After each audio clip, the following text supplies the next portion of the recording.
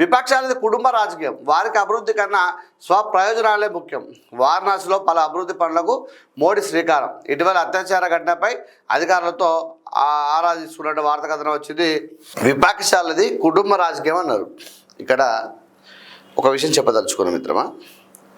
ఒక మోడీ గారు మాత్రమే కుటుంబాన్ని వదిలిపెట్టి వారు సొంతగా నిలబడి ఉంటున్నారు. కానీ వారి కింద స్థాయి నాయకులు ఎవరైతే ఉన్నారో అగ్రస్థాయి నాయకులు 2, 3, 4 అని నెంబర్లు వేసుకున్నట్టయితే వారికి కూడా కుటుంబ రాజకీయాలే కదా, వారికి కూడా కుటుంబ సభ్యులే కదా. వాళ్ళందరూ ఒకరు కేంద్ర మంత్రులు ఉన్నారు, ఒకరు ఎంపీగా పోటీ చేస్తూ ఉన్నారు, ఒకరు ఎమ్మెల్యేగా పోటీ చేస్తూ ఉన్నారు. మరి వాళ్ళే కూడా కుటుంబ రాజకీయాలే కదా.